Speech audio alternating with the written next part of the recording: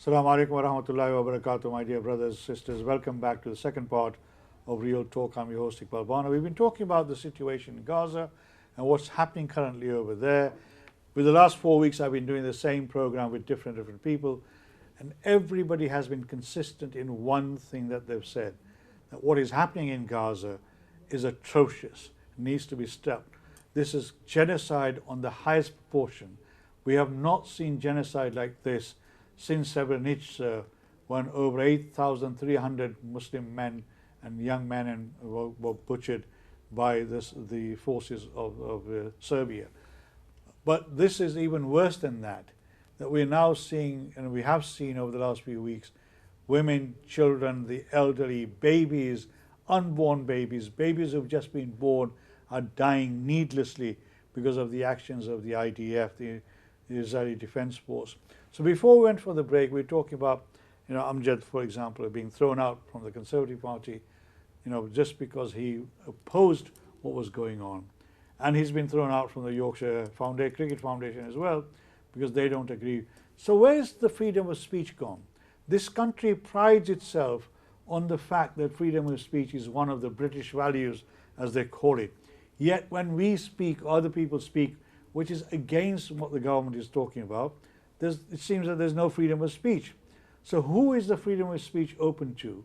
I mean, I listen to some of the media, for example, talk radio, and they can say whatever they want, yet Muslim media is not allowed to say what they want. If they say it, then you are anti-Semitic or you're anti the British values. Now, I have lots of Jewish friends, and I know lots of Jewish people.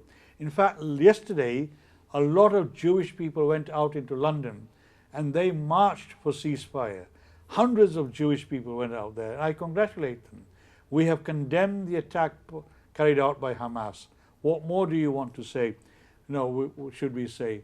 Yet 800,000 people walked in the streets of London 2 weeks ago, and yet our government and the Labour Party, for that matter, whom particularly the minority communities, the immigrant communities, have been supporting for 50, 60 years.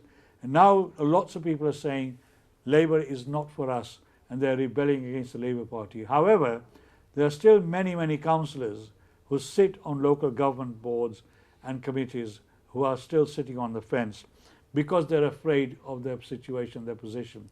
As Maulana said, may Allah be with them, because Allah will be questioning them.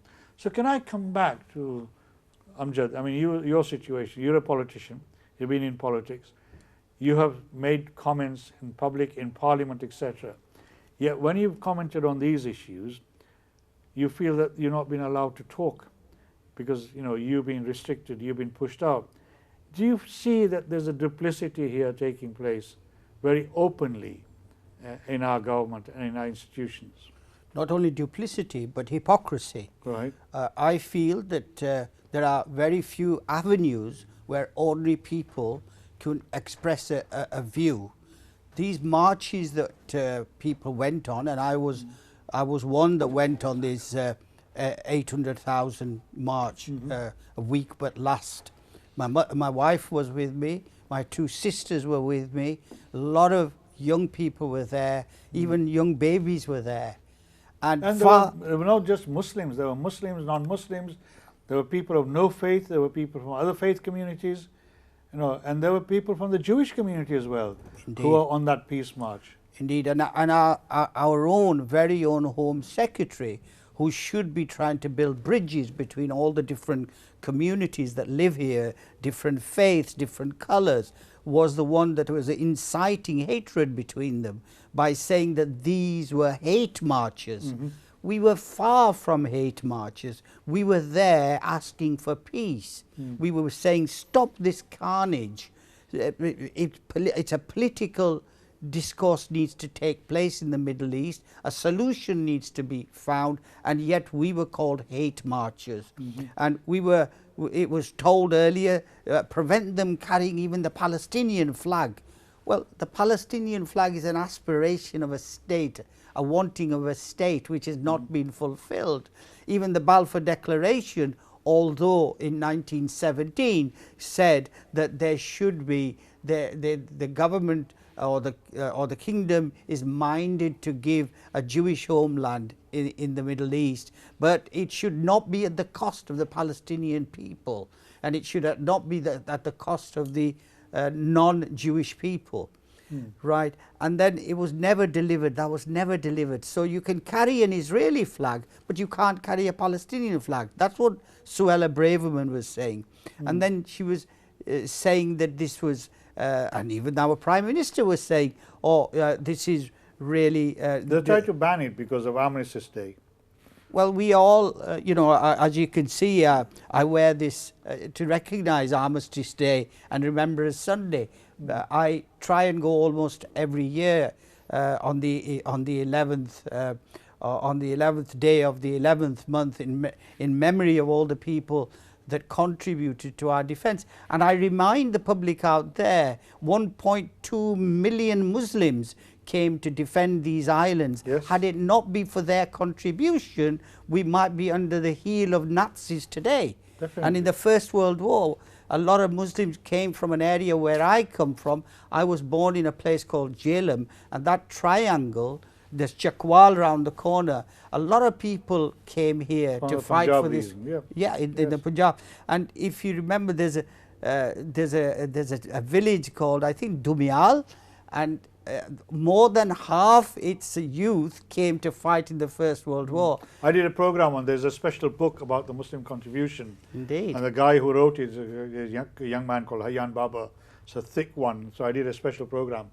But you see, we don't know, our young people don't know a lot of this.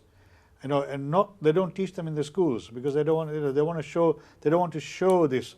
And this is where I think some of our institutions have failed, that we have not taught our young kids what we have contributed to this country. But I mean, coming back to this issue, you know, we've seen what Suella Braverman has said, and you know, there's people saying we should be taking her to tribunal court. I mean, she's been described as an incendiary fire starter, and like you correctly say, the role of the Home Secretary is to try and bring communities together, to make communities feel safe and well in our country, and she did the complete opposite. In fact, the hate march on that day was from the extreme far right. You know, they proved themselves to be the hate marchers, not the people who were marching for peace. Hazrat Maulana Sahab, I mean, obviously there's a lot of anger, not just in the Muslim community, but also in the wider community as well. We saw that very clearly on the 800,000 people. It was not just Muslims. Although the media makes it out as a Muslim issue, how should we now respond to this as a community? How do we make sure that other people join us in this campaign to try and get a long-lasting peace in Palestine, and that Palestinian people get what you've said, Amjad, a state of their own, the two-state solution? Because if we don't do it now, we will never have a better opportunity to influence policy in this country. Have you got any thoughts on that?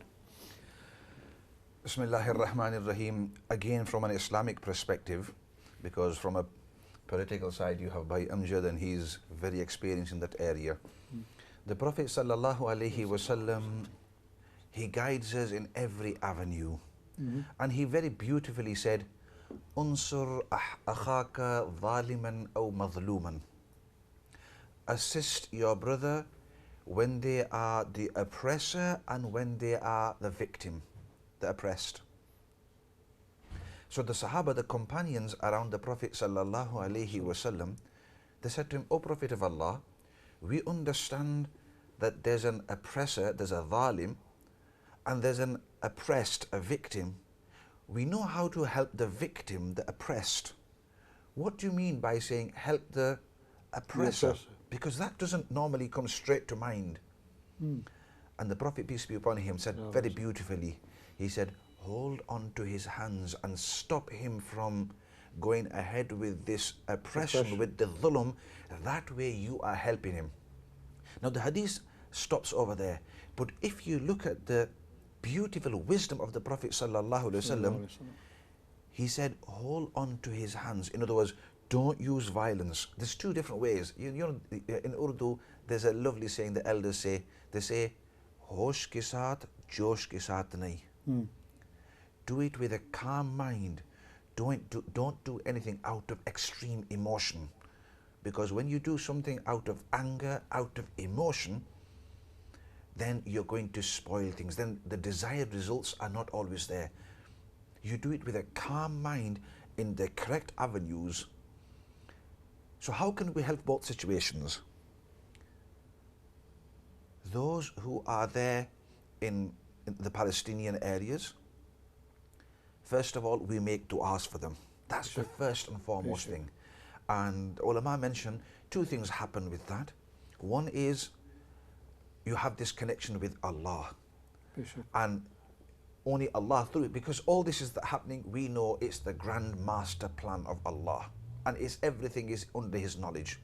So you have this connection with Allah. But secondly, by making dua and again and again, what you're actually doing is you are reminding yourself of that situation and you're not letting it pass by. So that's the first thing. The second thing is something that we hinted towards earlier on. Those people who are the oppressors or those people in the opposition, they always want you to slowly forget it and put it under the carpet. If oppression is taking place, we are not going to, or you should not let it just be swept under the carpet. Talk about it. Keep bringing it to the surface. And that takes me to the second point, which is that with your influence of the social media, of your contacts, of your people in political positions, speak to them, influence them. So don't stop that, keep that going. Keep the dialogue going. Keep that dialogue going.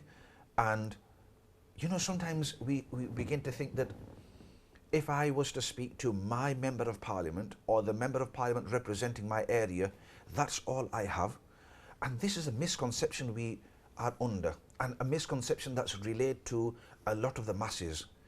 In my area, I have, let's say, somebody called Ahmed. I'm just giving a name out of the air. And everybody in my area will only contact Ahmed. No, that's not true.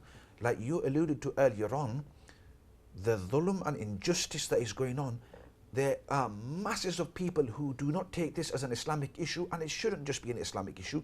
This is a moral issue. There are Christians, Jews, Muslims, Hindus, people of faith, in other words, and non-faith, who are feeling that this is wrong. So the point I'm trying to make is contact as many different members of parliament and councillors as possible, because somebody may be in another area, let's say, just say somebody in Newcastle or somebody in, I don't know, Newport or somebody in London that you've contacted, they may have had 100 emails from their area, but when they've got, let's say, 1,000 emails, 1,000 messages from the other parts of England, they will feel supported and they will be urged to take things ahead. So my point was that we need to keep the pressure on those who we are connected to, but those who we are not directly connected to. That will do two things. It will put pressure on them, and if they're already in that position, it will support them, because a lot of the time, like by Amjad alluded to, those who are in senior positions to you, whether it's the whip or whether it's your leader or whether those in power above you, they will put pressure on you. And when you have got no support, as human beings, at times we just begin to crumble. And that takes us on to the next response, the next part. The third part is we need to remind these people, again, whether it's the leader in our area, and when I say leader, it could be the councillor, MEP, all these, you know, the MPs, etc. We need to remind them that this is a moral issue. It's not about do not bite the hand that feeds you and losing my job. Because this is a conscious decision, and we need to remind them on a humanitarian level that look what's going on, and are you not prepared to give up your job or give up your position or give up your contacts? And this is very important, and this is something Islam. So if they refuse to do that, then the solution to that would be? Then the solution will be that at the next ballot box, you didn't represent me at the correct position. Today I have lost trust in you.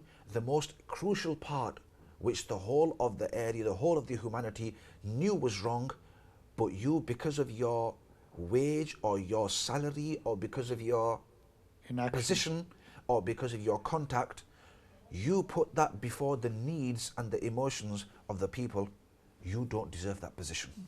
So that's very. Amjad Saab, obviously you're a politician. Would you sanction what Maulana said? That we have, if the leaders or those representatives are not listening to what the public are saying, whom they're supposed to represent, then the public needs to take action against those people. A very, very interesting way this conversation is going. I think we need to realize that we live in a democracy.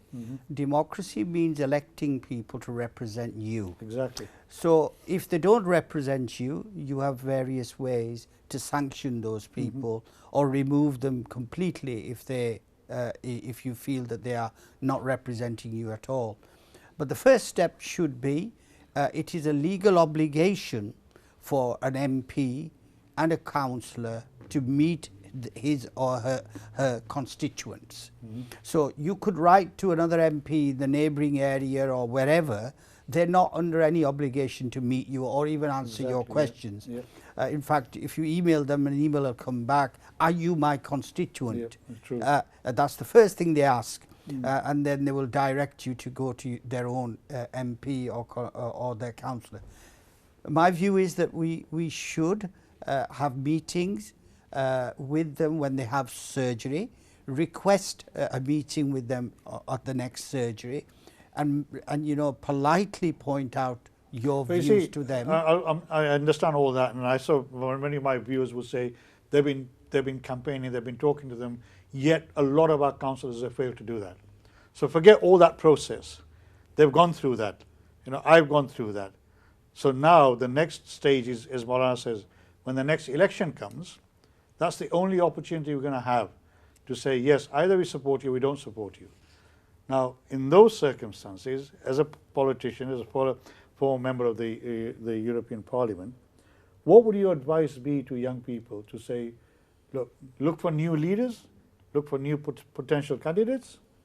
What should we do? I think both the political parties have failed us, Labour and Conservatives. Both are two sides of the same coin. Oh yeah, everybody knows that. Everybody knows that. Yeah, everybody knows Labour that. is a paler shade of the Conservative Party. Keir Starmer is hell-bent to get to power.